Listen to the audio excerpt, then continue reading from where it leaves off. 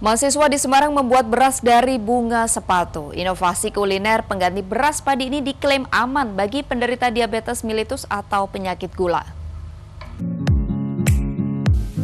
Dua orang mahasiswi sibuk memanen bunga sepatu warna merah di halaman sebuah rumah di kota Semarang.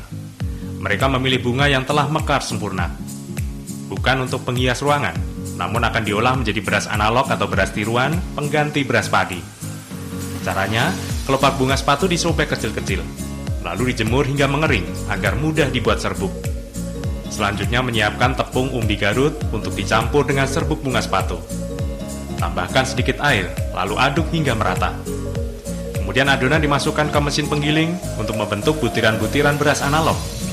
Sementara untuk memasak menjadi nasi, caranya seperti beras padi pada umumnya.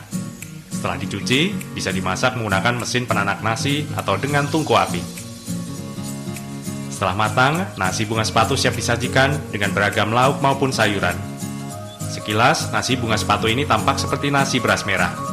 Bedanya, nasi bunga sepatu lebih pulen dan terasa mengenyangkan meski dalam porsi sedikit. Ini juga diklaim aman bagi penderita diabetes karena rendah gula.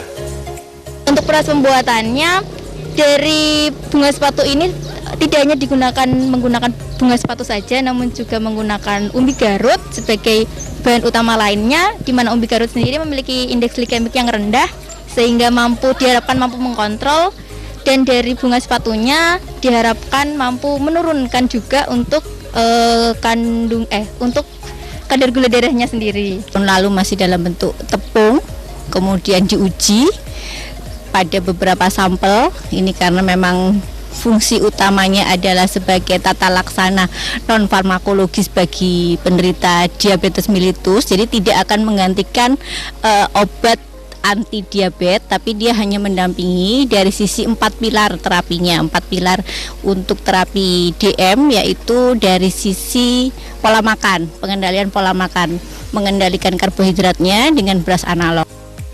Beras analog bunga sepatu ini untuk sementara dikonsumsi oleh kalangan terbatas sambil menunggu proses paten hak kekayaan intelektual.